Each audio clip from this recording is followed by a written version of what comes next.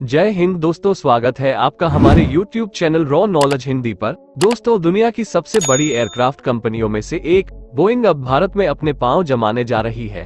PM Narendra Modi का make in India कार्यक्रम company को खूब पसंद आया है और उसने यहां 1600 करोड़ रुपए से अधिक का निवेश किया है। मैन्युफैक्चरिंग सेक्टर के लिए भारत अब दुनिया की पहली पसंद बनता जा रहा है।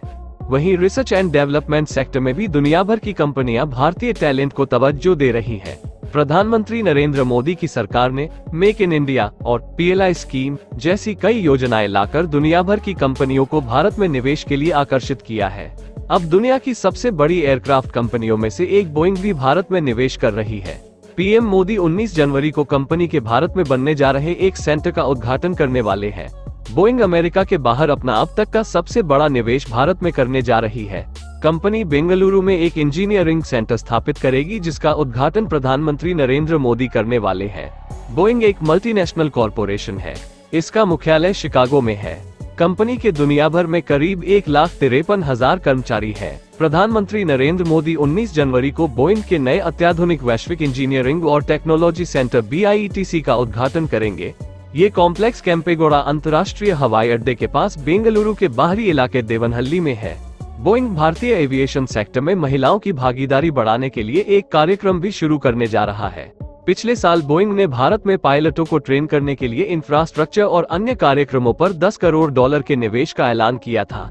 इसके बाद एयर इंडिया ने 200 से अधिक जेट खरीदने के लिए बोइंग के साथ एक डील पर साइन किए थे। बोइंग दुनिया की सबसे बड़ी एरोस्पेस कंपनी है। बोइंग का रुतबा क्या है? इसे ऐसे समझा जा सकता है कि दुनिया भर में इसके 10,000 कॉमर्शियल विमान चल रहे हैं। बोइंग की सबसे ज्यादा 39% कमाई डिफेंस, स्पेस और सिक्योरिटी से होती है।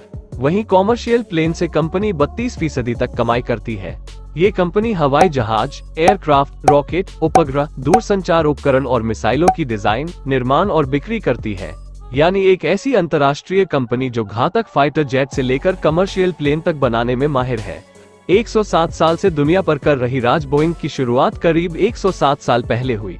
1903 में जब राइट ब्रदर्स ने पहली बार उड़ान भरी तो अमेरिका के कारोबारी विलियम ई बोइंग के मन में विमानों को तैयार करने वाली कंपनी की शुरुआत करने का ख्याल आया। 1916 में उन्होंने एरो प्रोडक्ट्स नाम से कंपनी बनाई। करीब एक साल बाद इसका नाम बदलकर बोइंग एयरप्लेन कंपनी रखा गया। एक साल बाद 1917 में कंपनी ने पहला विमान डिजाइन किया, लेकिन वो उस दौर के विमानों से तकनीक के मामले काफी पिछड़ा था। यह वो दौर था जब विश्वयुद्ध की शुरुआत हो चुकी थी। जंग के लिए विमानों की जरूरत थी।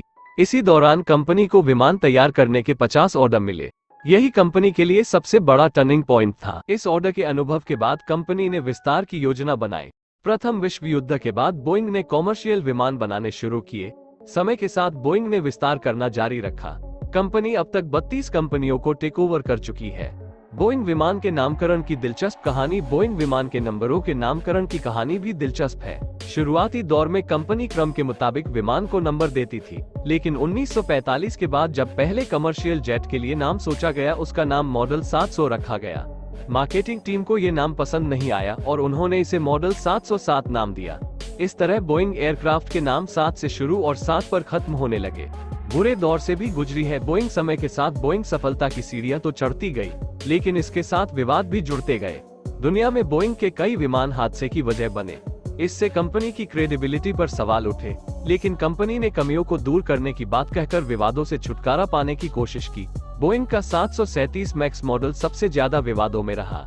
2018 में इंडोनेशिया और 2019 में इथियोपिया में हुए विमान हादसों में 346 लोगों की मौत हुई।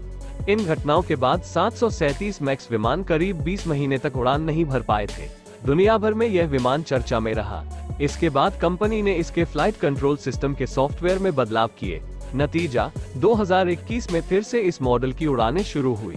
भारत में सबसे ज्यादा फ्रांसीसी कंपनी एयरबस के विमानों का इस्तेमाल किया जाता है। देश की दर्जन भर एयरलाइंस के पास 478 एयरबस हैं। इसके बाद दूसरे पायदान पर 135 विमान बोइंग के हैं। एयर इंडिया की हालिया डील के बाद बोइंग विमानों की संख्या बढ़ने वाली है। चलिए आज हम अपनी वीडियो को यहीं पर समाप्त करते हैं। अगर आपको यह वीडियो पसंद आया तो वीडियो को एक लाइक जरूर करें और डेली अपडेट रहने के लिए चैनल को सब्सक्राइब जरूर करें। मिलते हैं अगले वीडियो में, तब तक के लिए जय हिंद, वंदे मातरम।